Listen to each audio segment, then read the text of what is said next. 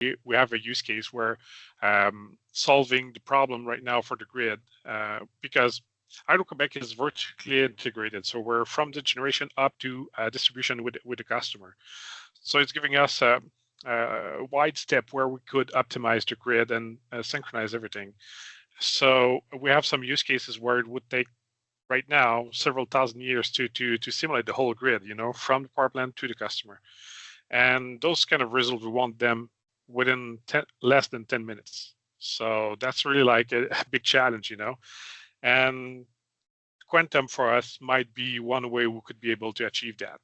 What if a problem that takes thousands of years today could be solved in minutes with quantum computing? Hydro Quebec thinks it can. Quantum podcast, turn it up fast. Candace and Frank blowing my mind at last. Quantum podcast, they're breaking the mold. Science and sky beats, it's bold and it's... Right. Hello and welcome back to Impact Quantum, the podcast where we explore the emerging industry and field of quantum computing. We don't need to be a PhD, may not even need to be technical, you just need to be a little bit curious. And with that in mind, is the most quantum curious person I know, Candace Gahuli. How's it going, Candace? It's great. Thank you so much for asking. I'm really excited about today. We're going to be speaking with a Montreal native. His name is Sébastien Lussier. He is a quantum and HPC R&D Manager at Hydro Quebec Research Center. Hi, Sébastien. How are you today? Hello, Candice. I'm going fine. Thank you. Excellent. Thank you for having me. Well, it's very Montreal heavy today's show. That's right. That's right. But only Sébastien speaks French. You don't want me to do it. It would be torture. You don't want me speaking French either. My grandfather is from Montreal, and the only thing I remember is all the bad words. So you don't want to hear me talking. Hydro Quebec is a name I've heard of. It's a major power company, and if memory serves, that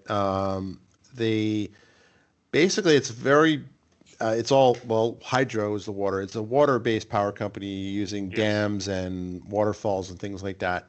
But they also come up a lot in technology conversations. At least I've heard them come up quite a bit. Why is that? Since the business was founded, like in the 70s, Hydro Quebec did give itself the means to innovate. Having lots of power plants up north, we were having issues with the distance between. We're living like all in the south of Quebec, most of them, and the power plants were up north. So we had issues with the electricity, with the transport. And so they did build a research center from there and test the power lines with the 735 kilovolts, to transport the energy from the north to the south and limiting the loss in the transmission. So it did start that way, and the research center has been strong since the 70s, and we're always studying new technologies we want to bring to the company to innovate and create new values for it. It's in our DNA, so. Very cool. It's interesting. So you're at the intersection of R&D leadership, HPC, and quantum adjacent innovation. You're not necessarily building quantum systems, but you're orchestrating the environment where they actually get to be used and scaled. Would you say that's correct? Yes. Okay. Of course, right now we're doing more research on use cases, but for sure, quantum is not at the level where we can, let's say, rely on the grid optimization yet. But that's one of the targets where we want to be and to go when it will be available and powerful enough to be able to optimize the grid.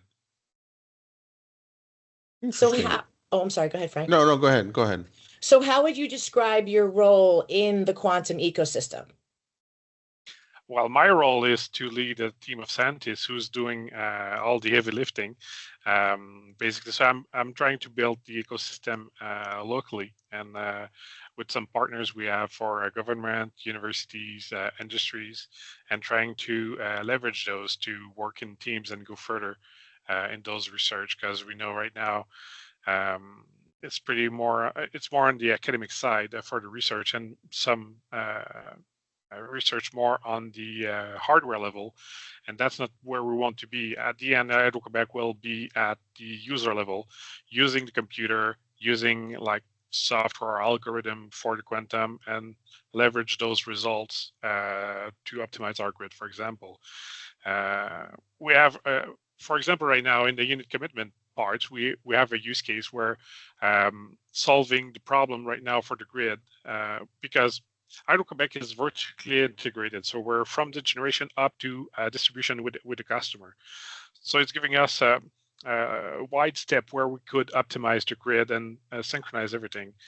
So we have some use cases where it would take right now several thousand years to simulate the whole grid, from the power plant to the customer.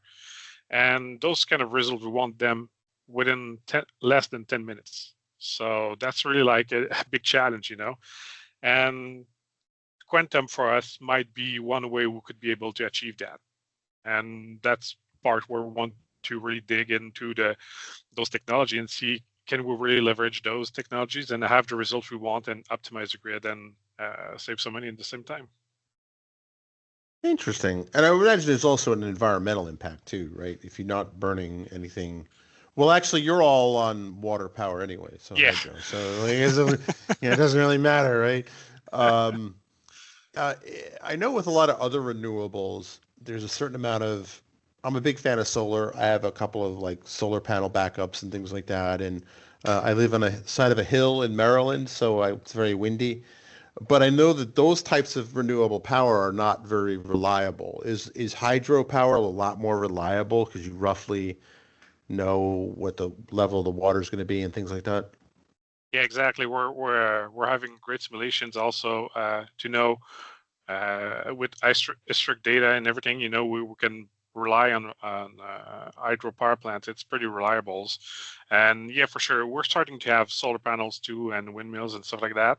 But as you said, we're always balance the network with hydropower, and for us, it's very easy to turn it off or on, and so we can leverage and play also with the market to balance, even maybe like help our neighbors to balance their grid in that way, and we can turn it off, turn it on, depending on when the neighbor networks have power or not. So yeah, it's giving us an edge.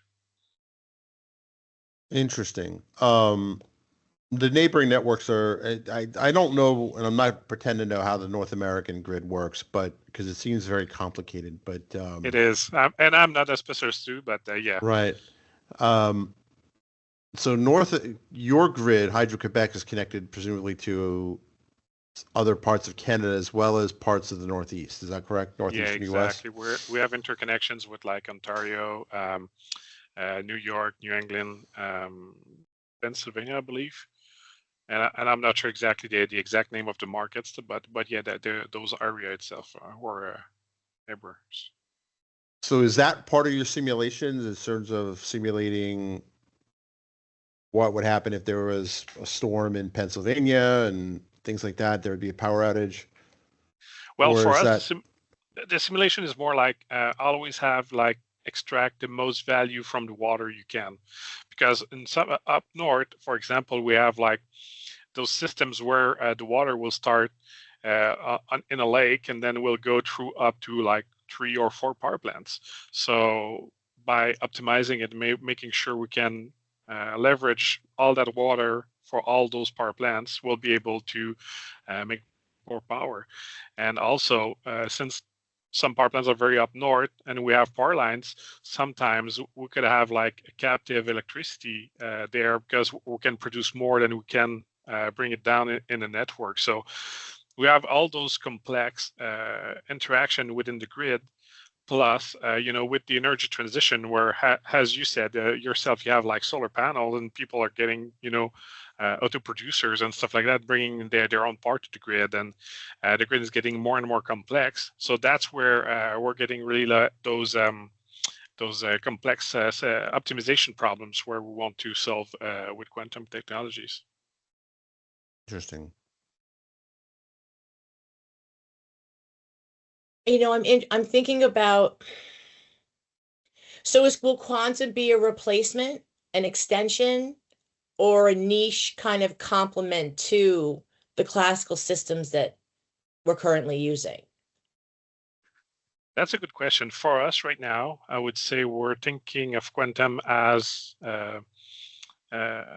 an add-on to the classical HPC, So we had like CPUs before to do like CFD and stuff like that, simulations with the turbine stuff. Now we're moving more with the GPUs for AI modeling and stuff like that. And in the future, we'll probably have like, I don't know, QPUs, for quantum processing and optimizing. But for us, we're seeing it as a whole. And for us, it doesn't matter exactly which technology will bring us there, but if it's combined technologies or only part of it or not, as long as we can calculate our simulations, that's our main purpose. That's our main goal. I see. So your primary goal is the stability and efficiency of the power grid. Stability, yes, and also like optimization in a way to produce more Right. with less. So also part of it on the quantum research, but I'm not leading that part. It's more on telecom and cybersecurity stuff. Also, we want to secure our infrastructure, being a critical one. So that's another part of it. But yeah, and also we're doing some research also on batteries. So anything about simulation for the battery chemistry stuff, where we could maybe find a breakthrough or something, could also help us to manage the network and even maybe store, renewable energies from windmills or solar panel better on a decentralized network. So for us, that could be another great advantage to replace some diesel generators up north, for example, or stuff like that. Right. No, that's a good point. And my little solar DIY projects, like batteries, are the bane of my existence. Right? Like it's Yeah. particularly, I would imagine too, in the far north. Right? Like the temperature extremes are not kind to electrochemical batteries, as No, I understand exactly. it. I live in Awesome. Maryland, and we have temperature swings, nothing like what you guys have, but I've noticed degradation on my batteries that are outdoors. And I put them outdoors because they release, sometimes the new ones will push out chemicals, car batteries and stuff. And I'd rather not die or get sick. So interesting. Sorry, Candace, I cut you off. It's all good. I was thinking before you were talking about optimizing water for energy. Yes. I just found that to be a really interesting set of words. I really liked that. So what does that actually mean in practice? Well, for example, for us, we have two type of power plants, hydropower plants, I would say. Some of them are places on the rivers, so they have to process everything that's going through. They can't really shut down or everything. You do what you have right now, and that's it. But other power plants have big water reservoir up north, and we can manage those. And that's where we can play a little, in a sense, our grid. We can see it also as a kind of a big battery, because we can play with the power demand that way, and we want to optimize those big reservoir we have. So, and we have plannings and historic data about like rainfalls and stuff like that. So we know approximately our curve. We have a range of exploitation for the reservoir according our power plants and everything. So we can balance those and verify how much we will produce or not, and which one we have to prioritize first, because we also have transmission limitation at some places. So we have to, let's say, if we produce too much from the north, we won't be able to get it all to the south, depending on the need. So we'll prioritize some smaller one on the south also to compensate and make sure we are keeping the biggest reserve we have, because sometimes we have to deal with droughts or period where rainfalls are pretty minimal, and some of the times we have to deal with, let's say, in the spring or fall where it's more heavy on the rain. Then we have to process those also to avoid sometimes to get sector where the people living to be flooded by the water. So we have to manage those also. So you're managing in real time, yeah, as opposed to the long-term planning cycles, because well, both I would say, yeah. Okay. They're different target and different restriction, but that's why we have so many variables to in our optimization, and that's why we see values to go further down that path. Right. Interesting. What do you think, like what quantum technologies do you think that you will use more? Is it more of photonics? Is it, since it's kind of an optimization problem, like annealing, I would imagine is very helpful. What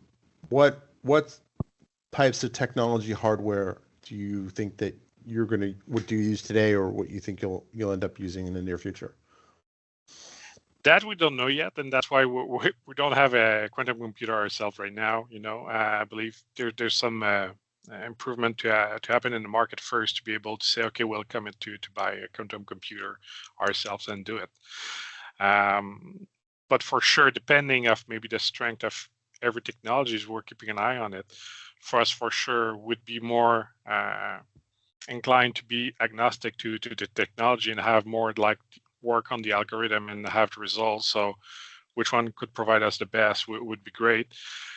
We do have some partnerships right now with some companies like maybe IBM's and Pascal. And so we're doing with several technologies. We're looking at superconduction, we're looking at photonics, and for us, if we see the value in the technology, we'll dig in it and we'll work for it. But we're not committing right now to one technology, and we're keeping our open-minded on that. I think that's smart, because I think it's just too new to pick one.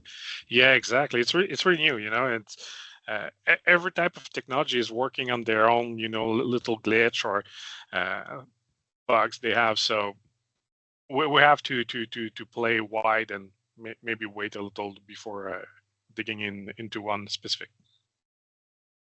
Yeah, that makes a lot of sense. Where would you say AI has already made a meaningful impact in optimizing water and energy systems? Well, it did a lot already. We do have some project in AI, and some of them, we did have, for example, we're starting also several projects in open source through the Linux Foundation Energy. And we're trying also to leverage those and to work with your community. But for example, we started a project with IBM, which is called Grid FM on the Linux Foundation Energy, and it's a foundation model project where people are working to train data for the grid and seeing optimization and everything. We're also in that project internally. We're also working with a startup which is called Solarian about the weather optimization, and we're having right now pretty good results, and we're moving forward to implement those. The first use case they've looked at is ice storm. We have those up to the north, and with the climate change, we're getting more and more of those, and they're getting severe. So, and simulations we're running with those are very good, very good. We're really impressed on those results. So we're trying to push further on that part.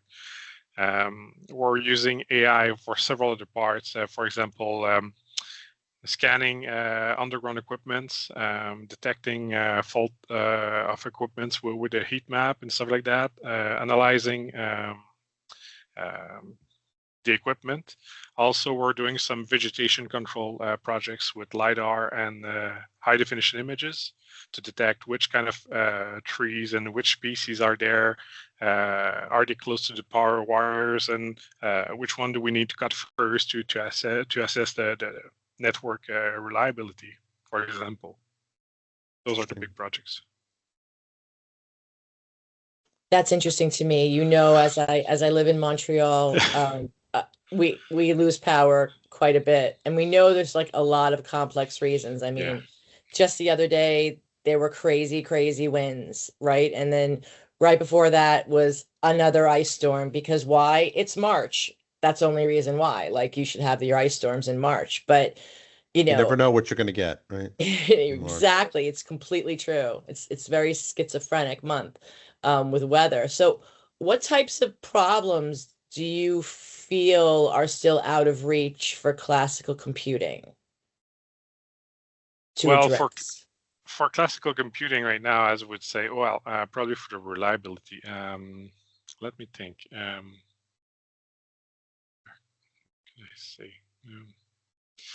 Well, for sure, for the optimization, that could be something would help for the battery itself, but for the reliability, I'm not sure we have quantum issue right now. We could pursue on that.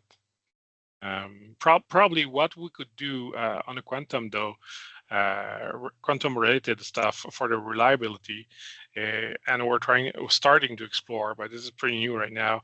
It's everything about the sensing technologies, for example, there's a startup in Ontario about the phantom photonics, about the quantum lidars being able to rescan way further and deeper. So it could be very useful for our vegetation control project, for example. So we'll take a look in that. There's some other everything about the reliability of the infrastructure. Most of them were like built in the 70s, so they're getting to their life expectancy. So we need to improve them. So.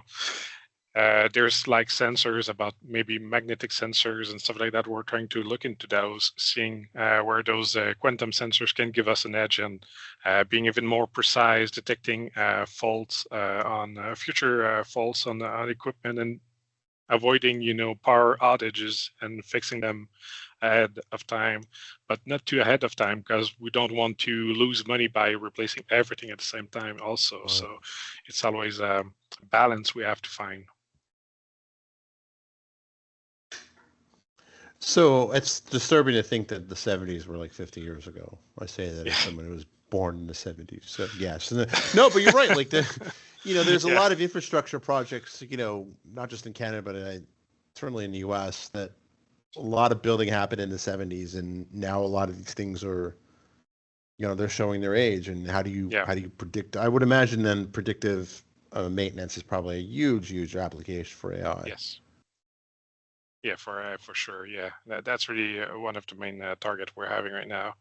And everything about, for example, there was another project which was very interesting from EDF in France about using quantum to do an analysis of the concrete surface of, for example, for a dam to verify, how well does it age, does it need any repair, and can they simulate how it will age in the future. So right. That's another part of it that we might take a look into it and found pretty interesting on their side.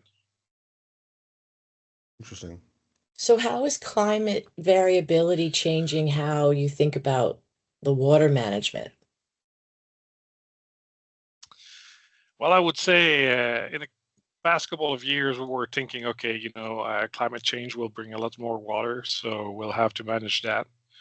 But right now, we've been in a drought for a few years up north, so it's really unpredictable right now. And so having those tools and being able to simulate the grid and optimize it and seeing that, okay, if I have that level at that place, how far can I go? And so if we have those numbers and those simulation way better, we can plan those and manage more easily those extreme cases.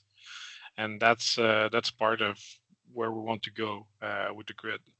Give our people exploiting the grid the best tools they can have to see as far as they can go reliably in the future and how to manage those and avoid any shortage and power outage.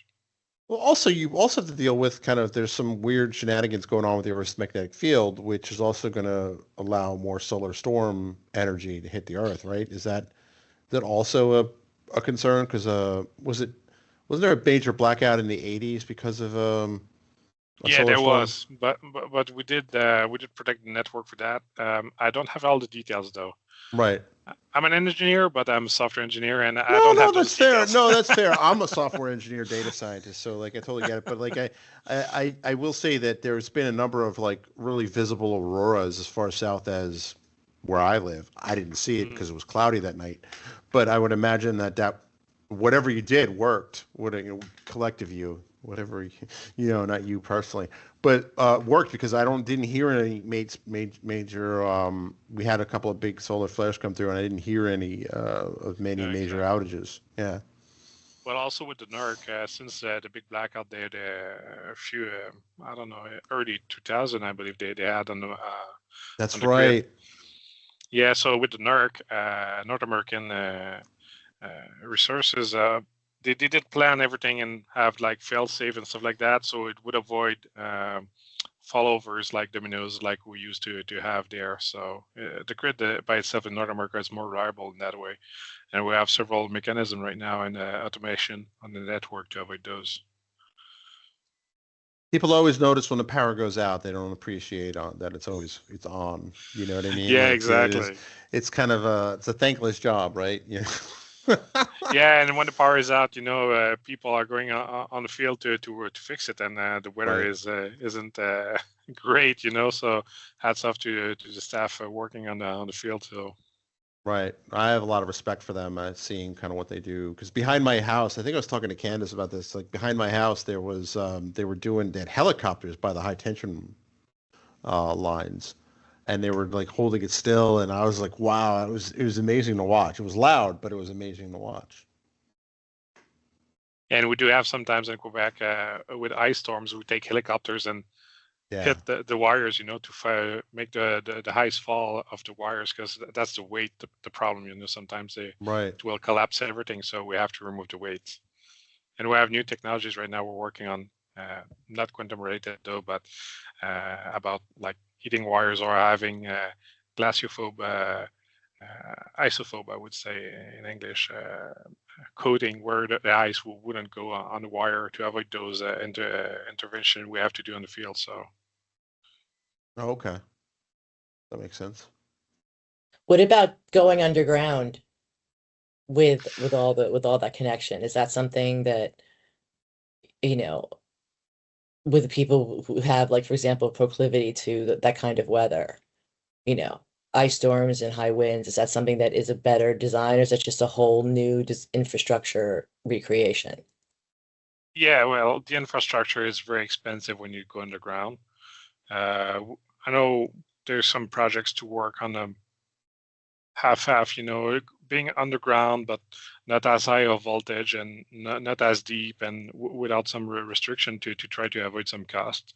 But for the underground, I believe it's like, if I remember correctly, it was like 10 times the price. So it would really jack the price of the electricity.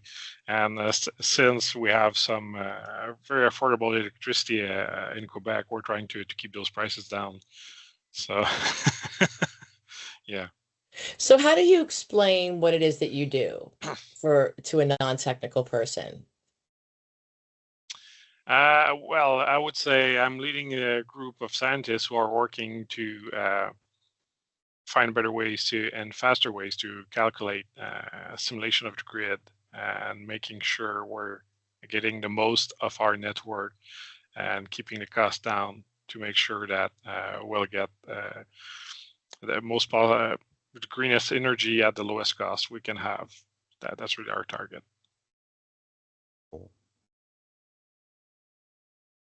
So what does a good day look like for you in your R&D leadership? Well, I would say every day is a good day for me. Honestly, I really like my work at the research center.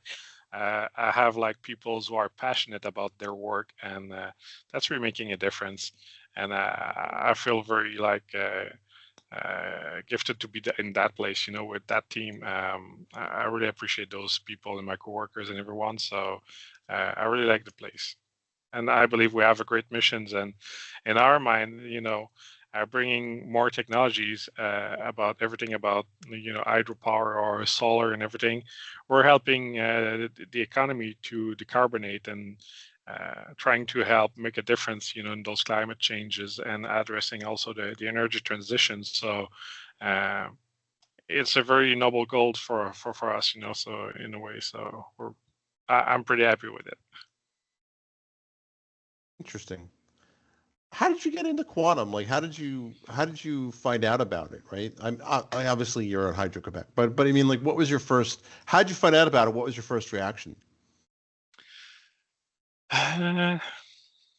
It's been a few years, but still, first of all, I was more attracted about AI, and more about, I would say everything started more like in 2012.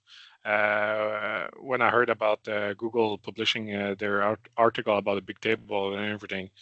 And I was pretty interested because I was working then in production with generation about the power plants and the production itself. So I was seeing maybe opportunities to optimize what we're doing and crunching loads of data, as weather or stuff like that to be able to. So it started in 2012. Then it moved further down, and then after that, when I would say I heard more about quantum computing, it was like very far from my reality, sorry, reality, and basically right. When I came to the research center, then I heard more because there was the team I'm leading right now. We're already there and doing some research. I have a lead scientist here, Marc-André, who's doing some work on quantum, and he's been very at it since like 2019, and I arrived at the research center at 2022, and that's where I really heard about quantum, and I was really interested because I had all those notion about optimizing the grid and how important it is. Then seeing, okay, well, quantum could be another tools in the toolbox, to go even further. That really interested me. So, and I've been in the a real quantum market for only like a few months. So, in May, it's going to be a year. So it's pretty new for me. What was the biggest challenge you faced when you made the transition from kind of classical or conventional into quantum? Well, for me, it's a new field. It's like, and the research is pretty like heavy on math and stuff like that, and physics. So I have those basics, but it's getting way further down the rabbit hole with the quantum. So I'm still learning every day, I would say, and I don't mind. I really like to learn new stuff. It's passion there, but it's getting sometimes way more technical than I can understand some part of it. But it's keeping mind open and relying on my team, which are pretty good. So I'm really great to have this team. I'm pretty well supported by them. What kind of skill sets are most valuable when you're working on a problem like this? Well, for my part, I believe you need a little more soft skills sometimes because you have all those great minds at the research centers, and sometimes they're more technical, and so you have to find a way to soften the edges sometimes, make sure they will work together, find common goals with them. Also, it's very important on the quantum, like everything is new or everything is to build, so you have to make sure you're doing good partnerships and make sure you're aware of all the technologies or a new breakthrough you'll see, and which people you want to interact it with, and who you want to share some stuff, And I believe one of the big part we're seeing right now, several utilities in the world, because most of them are not really competing, because we're like captive of our market. So there's big interest to share between us, between utilities, to find new ways, because we're seeing right now the task is so big and the challenges are so great. We need to work together to find good ways to face them.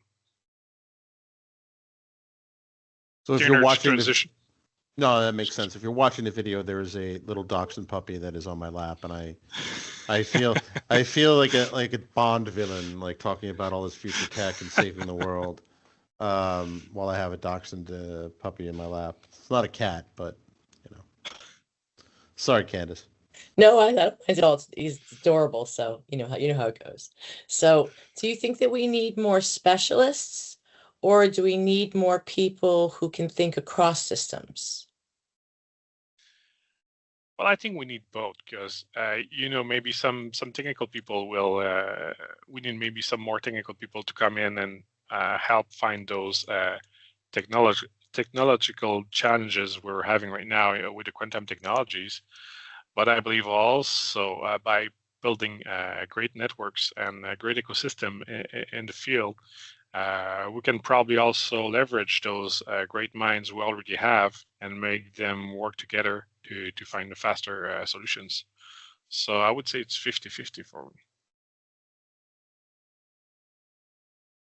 Yeah, and I think what you said was also very profound too, in that some people who are such brilliant minds, they have a much better job thinking about subatomic particles that interact with other human beings, right? Yeah. I mean that's a stereotype, but sadly there is some truth to that, right? Even in the IT world, right? I'm Exactly. living in the IT world, and I'm throwing stones. I shouldn't be, because this is one big glass house in the IT world, 100%.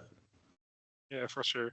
I'm coming from IT world also, so that's what I was Yeah, about to say. this is It's like we have the same issue sometimes. right, Being very right. technical with our own computers, and sometimes talk to the neighbor is not easy. So you have to, yeah, Well, especially if you live in like a neighborhood where there are not a lot of technical people, right? Like, so it's yeah, always like, exactly.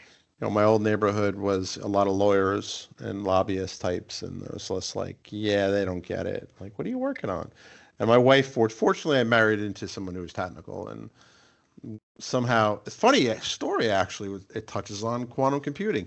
We were on the hallway to my oldest would have been like second or third grade, and I was just so excited. And I think it was about when I discovered quantum computing, and I was talking to my wife who works in IT security, and she's like, "So what? Why can't why is that a big deal, right?" And she, I was like, "Well, it's because you can factor primes faster and all this," and she was like, "So how do you defend against that?" And I was like, "Well, no one time this was true. No one was really 100% sure, but what they're talking about, I think, what was it, elliptical curve encryption was at one point seen as a way around this, something about elliptical curves. I remember reading about it. And I just remember looking at the other parents, listening to us talk about this, thinking like, who are these people? Yeah, exactly. And it was just like, I thought that was funny, but yeah. And when you work in IT, you always have the burden. It's always like someone will come. Oh, you're good with computers. Can you help me fix my computer? My Doesn't matter printer what you doesn't. do. My Yeah, printer. exactly. Yeah. Printer. Connect printer. Right, exactly. Printers are the bane of everybody's existence. Probably not a coincidence that movie Office Space, which I'm certain you've seen. Oh yeah. Like the big scene is with the printer. Like everybody in IT like hates their printer, or I shouldn't say it within like listening distance of my printer, because it's been pretty good for the last couple of weeks. Hasn't given me any trouble, so I don't want it to overhear me and like True. go nuts. Yeah. So how hard is it to make decisions when technology is evolving faster than any playbook that's been provided? Yeah, that's a good question, because that's a hard part, in some points. But I would say, we're trying not to burn bridges and keep our minds open every time, because sometimes it may look it's gonna go through, but a new technology will come around and avoid those. So, but for me, it's always doing with basic, with my background and my instinct, and I'm always trying. Also, I'm not taking decision alone.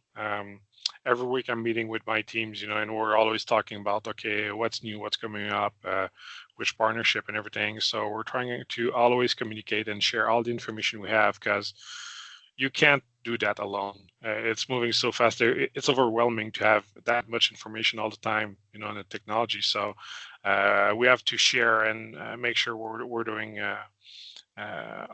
looking at the market and finding new technologies, and share with the others, what we've saw, what we've read, what we've tried, and make sure we're staying up to date to make sure we're doing the best decision we can, and we'll live with our choice then.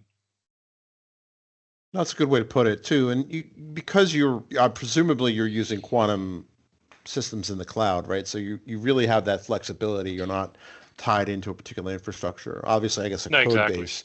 With a code base, you would kind of tie yourself in, but you can't really avoid that. But it's not like you dropped X number of millions of dollars on, an actual hardware solution where you could just kind of like pick and choose cloud. I think that's really going to be an advantage in the quantum space for most, I think, end customers, right? End users, right? It's Yes. not like you're a hardware company or you're doing, you are doing research, but not, not research, right? No, no, exactly. That gives you, I would imagine, a lot of flexibility. Yes, and that's a good point because we have like some partners, for example, it's called Pink, which is a spin-off from the government, and they're doing some partnerships with quantum infrastructure. We're using those. We're speaking also with some quantum manufacturers also. But as you said, it's like cloud-based, or we're using some part of it and trying to keep the cost down. And that's the way the ecosystem will build for me, because if I'm thinking about all those companies and industry, they're thinking maybe about quantum, but they're afraid of it. They think, oh, it's going to cost me millions, Well, not necessarily. And if you want to go through those kind of collaborations, you may find a way to share the cost and the risk and everything with others who share the same issues with you, anticipating what the future could be with the quantum. And that's really what we were trying to do also at the same time, being government owned on our side. We want to try to be the locomotive, to drive a little more and show to the industry what could be done, and to maybe reach us and contact us and see if they have issues sometimes, and maybe we can help them also to introduce it in the quantum. So when I was saying building the ecosystem, that's a little what I have in mind, is to create the conditions to be able to bring maybe smaller companies into the same thinking and saying, okay, I have to consider it in the future, because it's a disruptive technology. We don't know when we'll have a big breakthrough in quantum. It may change everything. Like with AI, with ChatGPT, we saw that. 2 years ago, it's like didn't move so fast, and then everybody trying to catch up since then. But it's probably something like that is hovering over the quantum technology field. So No, that makes a lot of sense. So how do you? Oh, I'm sorry. Go ahead, Frank. No, Go ahead. No. Go. It wasn't as profound as I thought it was. Sorry. So how do you protect the space for innovation when you're in this environment where reliability is critical? That's a good question. That's a great challenge we're having every day, because of course, being part of a business where reliability is number one, they don't want to expose the grid or everything like that.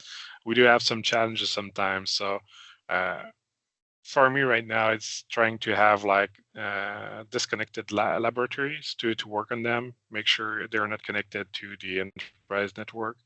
Because in the R&D, you want to move fast, you want to try several things, So it's really the opposite of reliable and stable network as the grid we have, where you don't want to change much, or you don't want to introduce possible issues with new technology. So, and on one side, we really have to move fast. Then, if we find something very interesting, then we're working it to make it more reliable and stable, and then we'll try to industrialize it in a business.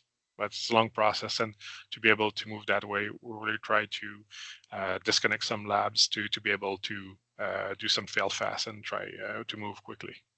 Yeah, move fast and break things does not work in your industry. Well, no, not in the industry itself. In the R&D, though, that's what we try to do. But yeah, the industry, it would mean several power outages. So it's a big no. Right.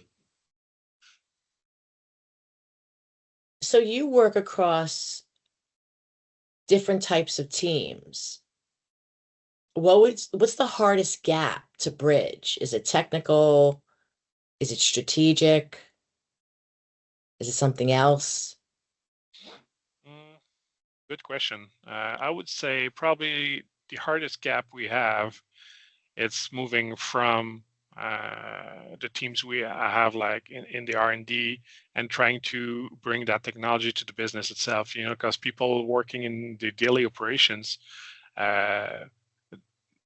they're fighting fires, so they're always like, it's always an emergency. They always have to fix things. It has to move quick, because if there's a power outage somewhere.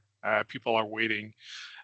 So there's big pressure on those sides, or people will get flooded near the river. So they have like emergencies every day, and trying to have those inputs from them to make sure we'll integrate the technology the best way we can on their systems, existing systems. That's a big challenge. Try to find the time, find key resources to work with us. That's an ongoing process. We're moving for several years right now. We're trying to see how to soften the edges, and improve maybe some workflow and some process, how we can manage that. And it's always ongoing. Always. Yeah, that's a big challenge, the biggest one. And make sure we get the value back from the research and developments we're doing. If you do not implement the R&D you did, well, you did put it in the trash. So we want to make sure we're getting the value of that research on the field. So it's the main target. Interesting. So how do you get I'm sorry, go ahead, No, Frank. go ahead, Candice. Go ahead. See, how do you get alignment when different stakeholders define success differently? That's a good question. Well, I would say, for example, what we're trying to do at the research center is to meet those stakeholders and get them to prioritize which projects they want the most, and which technology would help them more than the other, and pick their brains, on those parts, and then it will influence us to move accordingly, because we're not on the academic level, so we do have to deliver technologies that will help the business. So for us to have their feedback is pretty important to help us prioritize the R&D we're doing. How would you advise other software engineer people with software engineer backgrounds to explore quantum?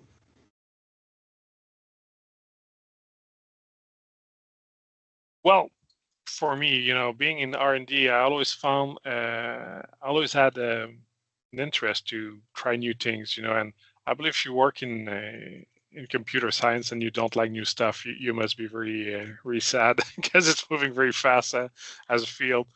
But for me, keeping my mind open, it's the same like we're seeing right now with AI. Try to do your best and try new stuff. And there's several resources right now, because the field for quantum, they're trying for new resources working in the field. So there's several certification or trainings you can get on your own side, on their side, or you can read, you can listen to great podcasts like this one. You can read articles. Keep yourself, aware of all the technologies, and there's really many tools, and even like universities doing certificate or stuff like that. You can get interest. So all the level you want to, you can go as far as you want or as little as you want. Chatting with an LLM to have those basic stuff. Also, explore the data itself, see where you can bring something. I believe, like for example, the Qiskit from IBM is a great place to start. Also on the software programming. So yeah, depends. But there are several places there. So if you're interested in that, you have an interest, or you might have an interest in that, take a look, and someone will probably notice you. Yeah, it's a really good way to kind of advance your career and get noticed, right? Because it's not a very noisy field yet. It's not like exactly. AI. Everybody and their dog is an AI expert. Like exactly. There's more opportunities in quantum. Yeah, I think. Absolutely. What's a constraint in your system that people outside your world would never think about, but impacts everything you're doing?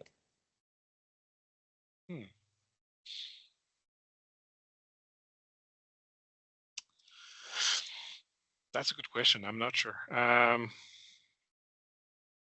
Well, for sure, utilities are, as we were saying before, are obsessed with reliability. So everything is moving slow. Hmm. So doing R&D in the utility world is like the opposite. But we're always fighting those and trying to move faster. So giving us some tools. You wouldn't believe sometimes it's very hard to maybe get a piece of new equipment on the network to be able to implement a technology or go further down. And also sometimes maybe what I would say is like, for example, for AI, we always see those cases where people could do like a new AI stuff, like within a week, I've chatted with blah, blah, blah, and I got a new, okay, yeah, but to have a reliable net system working on AI that you can say, okay, I'll deploy that on the grid, that's taking years too. So it's not that fast, We have to make sure that the AI parts will respond the same every time in a good way, in a reliable way. So yeah, so that would probably surprise people, it's because, oh yeah, with AI is moving so fast. Yes, like it's the 2080, so the last 20% is taking 80% of the time to make sure it is reliable. For example, the software we have with the heat map, it's going down the underground structures to verify the equipment in itself. First part was very fast, but make sure it's reliable, and it's good data, and we can trust people's safety with that. That's another challenge. This project is moving forward right now, but it's been like several years in development. Well, the more reliability you need, the more robustness you need. It's an exponential a level of effort, right? Like we were talking about that today, Candace. The 80-20 rule still applies. Pretty much no matter what you try to do. And that's why we have like human in the loop most of the time, to have that final stamp of reliability. Because right now, it's hard also to have all those explanation about why this AI model choose that answer. So sometimes, okay, let's validate that with a human. Make sure there's no something off field right now. Right. You had mentioned how the AI was changing so quickly, and it's hard to keep up. What's an example of something that's not changing fast enough? That's a good question.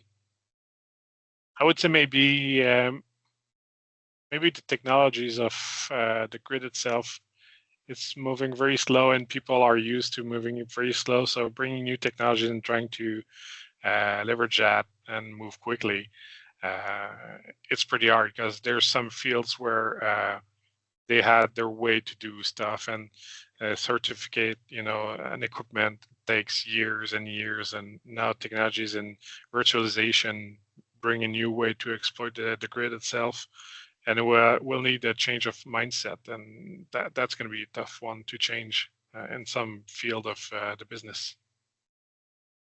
Right. Well, and it's also it's regulated as utility, right? And there's Also, all sorts of things that are attached to it. So it's like there's only so fast. Everybody wants to move fast until the lights go out, right? Like yeah, exactly. So yeah, for sure. very cool. But being in the R&D, I'll always want to move fast. But yeah, for sure, I understand. Yeah. But I mean, it's fun. It seems like you have a sweet spot in terms of you can move fast, kind of. Moving fast within certain constraints. It seems like it's what you have. It's just pretty cool. Yeah, exactly. Yeah. Yeah, I think I have a sweet spot in that part where we can still move fast in some area. I would like to move faster in some others, but it's always at the same time, scientists, they want to improve and do new stuff, but they don't want to break stuff. It's not there is no scientists who want to be, the security breach that would bring the business down. So we'll always have to explore a new way to make sure we can balance those two parts. So Right. and that's one part I'm doing as a manager, trying to see always where we can walk the line itself, where can we improve stuff without making it at risk. and that's what I'm doing for my teams. I believe being in my role, enabling my teams to be able to do their work the easiest way possible. That's one of my main goals. Very cool. So where can we send folks who want to know more about you and what you're doing? Well, probably. Well, that's a good question. I'm not sure for the outside. I would say reach me on Facebook, on LinkedIn. I mean, probably the easiest one. We're trying to do, of course, if you have like partnerships with academics, every university in Quebec should have an entryway to the research center. If not, through our website, I believe hydroquebec.com, you should be able to reach someone there. And our communication peoples are aware of the research center, should be able to find a way to communicate with us. Excellent. Thank And you. thank you for your time. Very, very cool. And we'll play the outro music. Turn it up fast. Candace and Frank blowing my mind at last. Quantum podcast, they're breaking the mold. Science and sky beats, it's bold and it's gold.